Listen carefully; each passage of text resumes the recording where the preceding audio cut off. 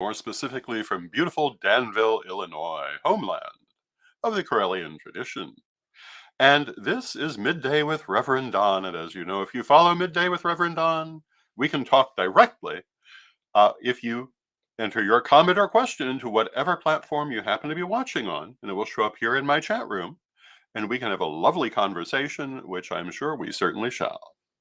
And recently, um, I did a show asking for suggestions of things I might talk about, and I still have that question out there. What would you like to see me talk about in this program? I'm certainly going to continue picking subjects I consider appropriate, but I'd like to know what you would like to hear about. And I've gotten some answers. And tomorrow we're going to start a series on how to read tarot, which was one of the things that was asked about.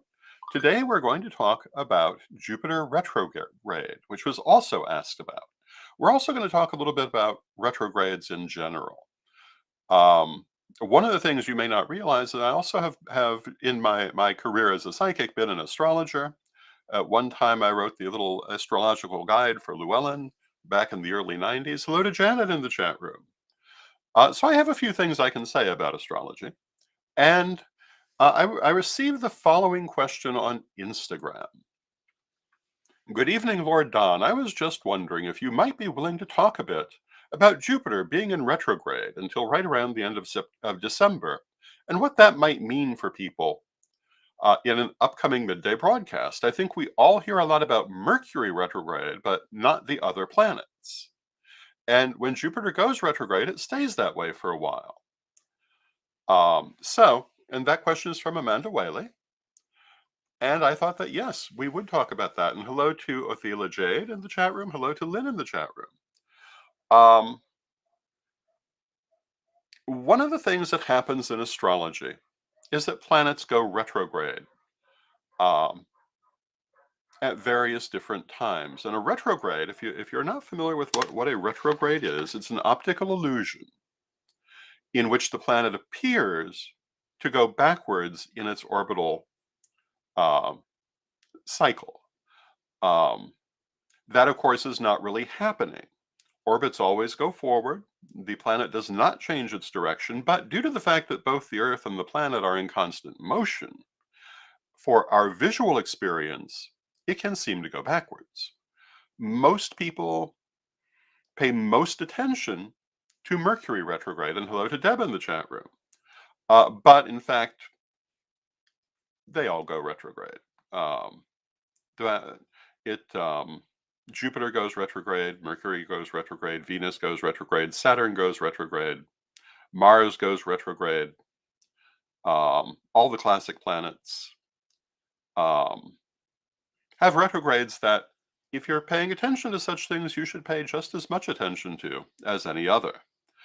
What I do want to say about retrogrades, before we start, on Jupiter in particular, is that a retrograde has the effect of trying to put you where you need to be in regard to the properties of that particular planet.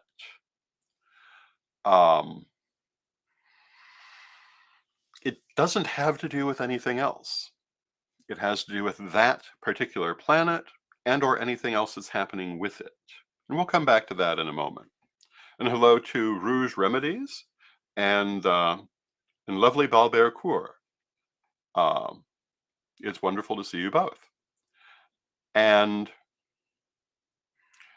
if you are part of the Wiccan community, you may be familiar with the idea that some people will tend to explode when they have certain points in their career when they are moving up. It's particularly famous for second degree initiations. Sometimes you see it at thirds, and it will tend to have sometimes a catastrophic effect on the person, but not necessarily. But the reason is that all initiations are going to move you to where you need to be at that moment. And the extent to which it is or is not a positive experience depends on the extent to which you resist being put where you need to be. I've known people I think one of the most dramatic ones was my nephew Jason, who lost his romantic partner, his place to live, and his job within about, I think it was 24 hours of his second degree initiation. And and that's because all of these things needed some adjustment. And some of them came back. He ended up reconciling with the romantic partner. They've been together um, for 21 years now. Um, so it's not always an ending, but there can be a need for an adjustment. Um, Retrogrades do the same thing. If there's something that needs adjustment in your life, in the relevance, the imperium of that planet, um, that is what that retrograde is going to do. Now, we were talking about the fact that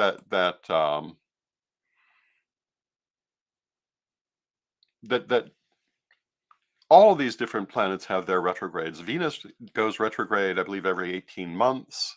Mars goes retrograde least frequently of all of the planets. In the case of Jupiter, it will be retrograde this year from September 4th to December 31st. And it is in the sign of Taurus. And when you deal with retrogrades, it's not just the retrograde that matters. It's also the sign that it's occurring in. It's various other aspects that may be happening regarding that planet. They're all going to have their effects. Astrology is not a simple art. Um, but this Jupiter in retrograde is likely going to be a time of spiritual assessment and reassessment. And the comment was made in the chat room from Rouge Remedies. Doesn't Jupiter deal with finances and business? Well, it can, yes. It also deals with spirituality. It also deals with structure. In this case, I think that we will find the strongest influence in spiritual and philosophical systems with people really looking at what they believe, why they believe it, and perhaps reassessing it. Now, of course, how a retrograde is going to hit you is also influenced by your natal chart, and it won't be the same for everyone. Um, but Jupiter being retrograde in Taurus, as it is here, um, is going to deal with being more flexible in your belief systems, more open in your philosophy. And if you're watching the world at present, you'll notice that there are problems with these things. A lot of people are very inflexible. And this retrograde will be will be focusing on that need for greater flexibility and greater openness. It's been suggested that if certain people missed the lesson of Saturn uh, in Aquarius, which has been a thing recently, that this is in many ways a repeat of some of the same lessons. It's a need for opening. It's a need for evolution. You know, we keep talking about the new age. We keep talking about new developments. Well, that's part of what this particular aspect is dealing with. It's dealing with the opening of closed forms, the broadening of closed minds, so that new things can come in. So when we talk about what we are expecting from Jupiter retrograde, those are the things I would expect. I think you'll see people struggling with their beliefs, and in some cases, evolving them. In other cases, ramming their head against the wall to try to prevent themselves from evolving. But you know, in existence, there's evolution and there's death. Either you evolve or you go extinct. So when the universe says we must evolve, we must open our minds, we must expand our consciousness, that is what must happen. Now, what form it's going to take, how it's going to impact the world, that all remains to be seen. But I think if you look at some of the events going on in the world, you can see why they're forcing people to examine certain things they believe. Um, and really, and I was just talking about how Saturn has been moving through Aquarius in the last couple of years, which has some similar aspects. You can see how that's been an ongoing process for a while now. And it's just going to continue. Now, Brian, hello, Brian, says that astrology is an art and science like baking. Yes, that is a pretty good way to put it. Magic is an art. Astrology is a science. Just as cooking is an art, but baking is more of a science. And that's because with baking, you have to pay a lot more attention to some of the rules to get the results that you're pursuing, whereas with cooking, you can experiment a lot more. And hello to Michelle in the chat room, who is saying hello from Flemington, New Jersey. Hello, Michelle. I enjoy cooking. I'm not a very good baker um, because, yeah, I like to mess with everything. If I make a recipe, it's not going to be that original recipe. It's going to turn out to be my take on that recipe because I just can't stand to leave it alone. But that's harder to do with baking because things have more precise requirements. Astrology is the same way. There's a lot of room for creativity in astrology, but it does work with a mathematical basis that is not as flexible as many other forms of psychic work. You can be far more flexible with tarot, for example, than with something like astrology or palmistry, which also has a very distinct base. And hello to Amanda in the chat room who says, thank you for discussing this topic.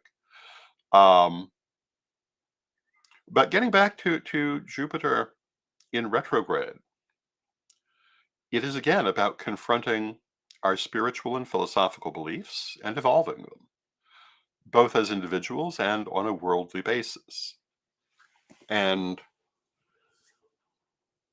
these things are slow to develop, particularly on a global basis. So I'm sure that it's not going to be the entire process, but we should see some developments in this period. Now, I do want to point out that retrogrades happen for most of these planets at least once a year, sometimes more than once.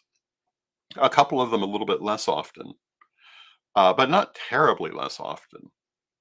So retrogrades are a normal part of life. They should not be treated with fear. There is no reason for fear. They should not be treated as a pathology because, with Mercury retrograde, it's every few months. You have it several times a year. If you're one of those people who hides under the bed during Mercury in retrograde, you're not going to get a lot done. Hello to Renee in the chat room. It's good to see you, Renee. I often comment less than favorably upon how many people treat Mercury retrograde. And I've been known to point out that Mercury retrograde is Mercury retrograde, not Murphy retrograde. Does not mean that everything that can go wrong will go wrong. It doesn't even mean that anything will go wrong. It does mean that in matters regarding the planet Mercury and its imperium, things that it rules, extra caution is advisable because if you're not where you need to be in those issues, you're likely to be moved. And again, the more traumatic that is will depend on how much you're cooperating and how much you're resisting. But people treat Mercury retrograde as if it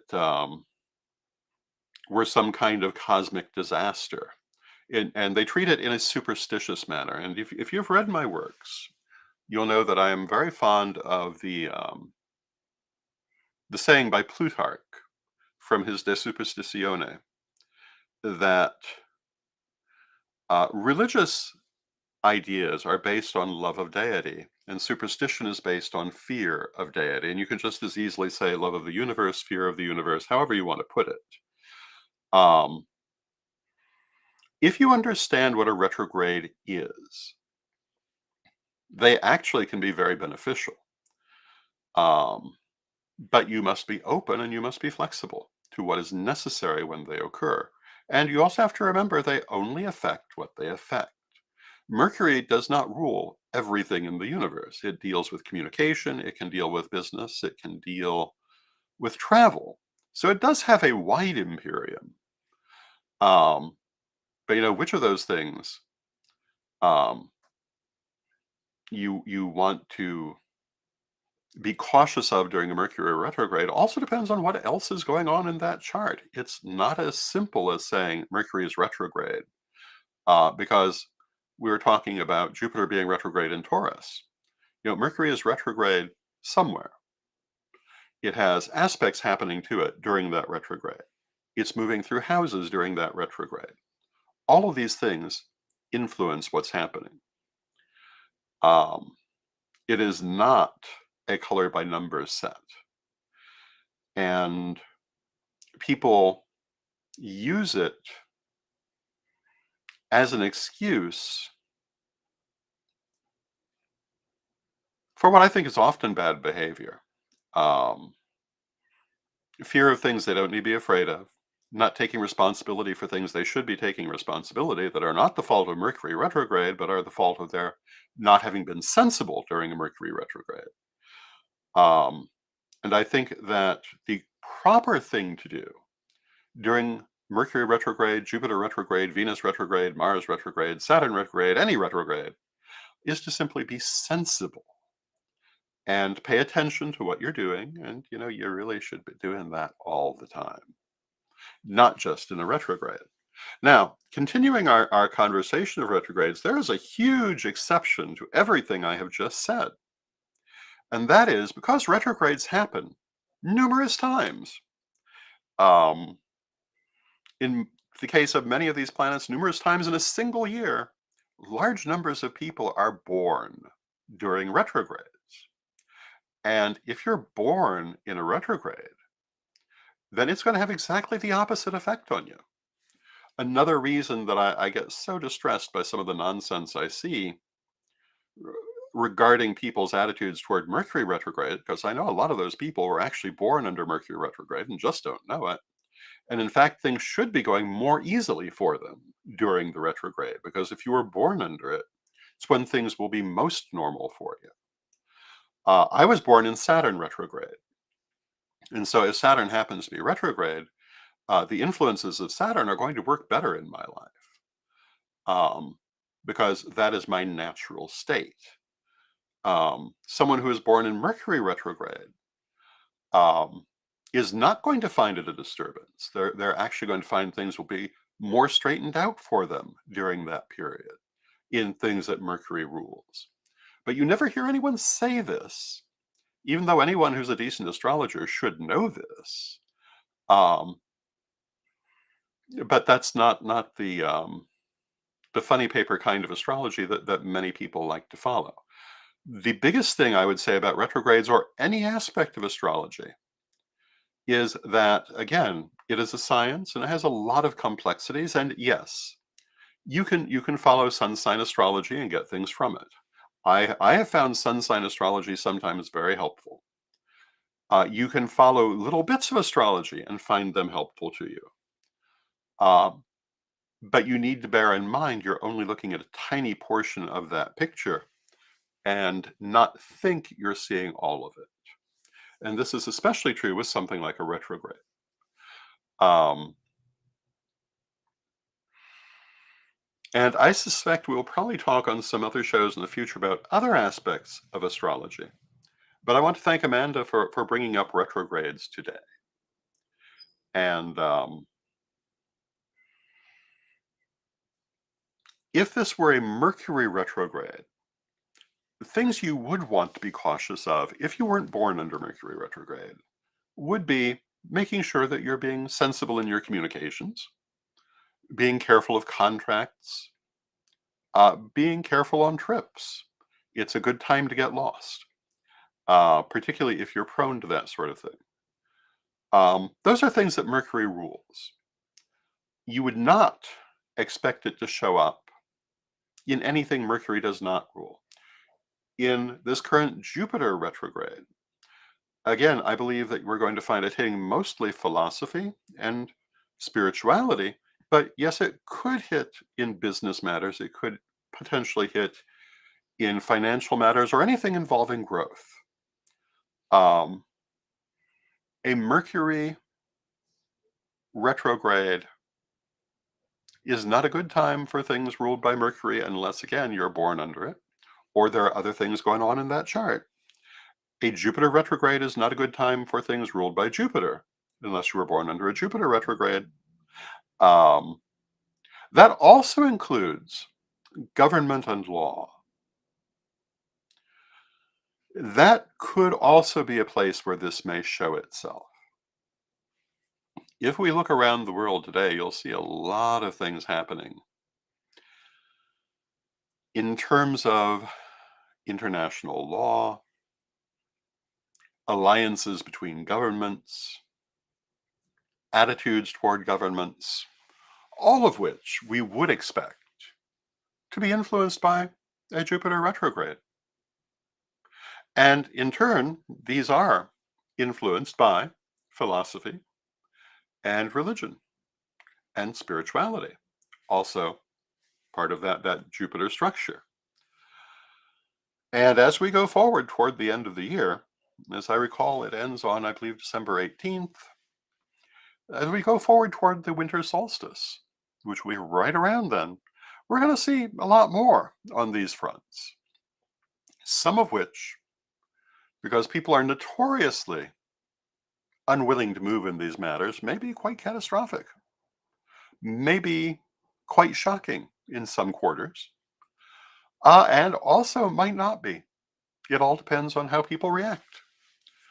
Um, when the universe says it's time for change, if you change, things will work out. Of course, they're going to work out no matter what, one way or another, but they'll work out better if you're willing to make the change. If you fight it, um, it's still going to happen. So those are my thoughts on retrogrades. I hope you find them helpful. And again, I want to express my desire for suggestions on things we can talk about. If you have questions, if you have topics you'd like to discuss, please feel free to drop them into the chat room or put them on my pages, and we will talk about them. Some other things we've had ask about. We had some more questions about Corellian ancestors. There were some particular interest expressed in my mother, so perhaps we'll talk some more about her one of these days. Um, and the suggestion was made to talk about tarot, not in itself, but in terms of reading it. And I find that a topic that I think would be interesting.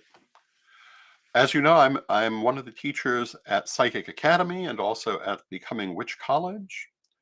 And one of the things I'm teaching currently is Psychic 101, but I'm going to be teaching in greater depth as we go forward. And tarot will certainly be one of the things we talk about. We already have talked about it, actually. Um, but, usually when I've had occasion to talk about tarot in the past, I've talked about what it is, kind of generally how you use it, um, its disputed history, but not necessarily how to read it, at least in a program like this. So this week, I'm going to be talking a little bit about some of the secrets of being a tarot reader. None of which are really secrets, of course, but they might be things you never would have thought of if you had never done it. Because, when you're reading for people, it's a different matter in some ways than just reading for yourself, and very different from simply studying the art. There are certain things that I find it very important to be aware of as a professional reader that I only learned when I became a professional reader and other professional readers told me. And I think it would probably be good to discuss those things. Also, some of the experiences. So, as we go forward this week, our next subject will be how to read tarot. And we'll talk a little bit about the mechanics of reading tarot, a little bit about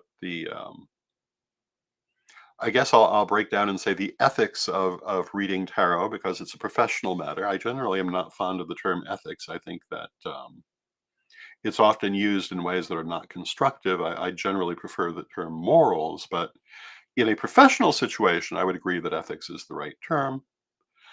Because, the famous example is the lawyer who can be completely ethical and totally immoral at the same moment. Um, but that's a whole other matter. Speaking of things we're watching playing out in the wider community, the um, the standards of the legal profession are very much on display at this moment. Um, and I'm not quite sure what to say about that. I remember, and if you're as old as I am, you will remember the People's Court back in the 1980s. It might even have started in the 1970s with Judge Wapner. And Judge Wapner was an old-fashioned media judge. He was generally patient, wise, exactly who you'd want to have in a courtroom. Look at court TV now, and you've got all kinds of histrionic people who you wouldn't want to have a conversation with. People who have no business being behind a a judge's desk because all they seem interested in doing is handing down exaggerated opinions intended to produce not justice but ratings, which I think is unfortunate, but also unfortunately is a more realistic representation of our legal system. And I think as we're watching the news today, that's very much in evidence also. The wide range of difference in judges from those who are wise and sensible people to those who are narcissists, to those who are downright dangerous and doing things like pulling guns in the middle of courtrooms um, for effect and not for any given reason. So I think that's another interesting, not something that would make a show, but an interesting opinion I'll throw out there. Now, Michelle says, "Could we discuss initiation?" Well, yes, we can. That could be the subject of a show. And Michelle says, "I've been a Wiccan since 1976. I'd like to be initiated so I can rightfully call myself a witch." I don't know that you really need that to rightfully call yourself a witch, but that would be part of that show. But we can discuss initiations and what they do and different ideas behind them, the fact that different traditions have some drastically different points of view on that subject. As a Corellian, I come from the big tent definition, I suppose we would say, and don't tend to be on particularly good terms with the small tent um, understanding. And I ultimately believe initiation comes from deity and it occurs in the heart. But we have ceremonies that can mark your entry into an organization. Um, but a true spiritual initiation, I really think, can only truly happen inside. People on the outside can facilitate it. They're not really the ones doing it. Either deity is doing it or it's not happening. But that's my point of view, and that can be part of that show. So yes, Michelle, we will add initiation to our list of subjects. I'm going to write it down right now, and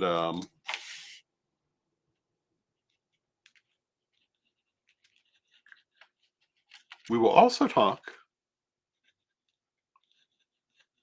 about some of the effects of initiation. We did that a little bit earlier today in working our way into Mercury retrograde, that having an initiation is a little bit like going through a retrograde sometimes. But we'll come back to that in that future program, because now we've reached the end of our half hour. I hope you've enjoyed this show. I want to remind you that if you enjoy my work, you can help to support my work at my Patreon at revdonlewis.com. If you enjoy my writings, you can find them and many others at corellianpublishing.com. And if you want to learn more about metaphysics, you can do so at witchschool.com, witchcollege.com, and psychicacademy.co. So with that, I want to thank you, and we'll close with our prayer, as we always do. And Divine Mother Goddess, Divine Father God, beloved ancestors, we thank you for all that you do for us in our lives, and we ask you to help us to remain flexible in our minds and in our personalities as we go through life, knowing that life is change and growth, and that stagnation is death. Help us always to be flexible and supple in our approach to new ideas and new experiences, and to learn those lessons that the universe places before us easily and with grace. Divine Mother Goddess, Divine Father God, beloved ancestors, we thank you with great love and respect, and knowing you are always with us, but from respect, we thank you for your presence now and always. And may you be blessed now and always.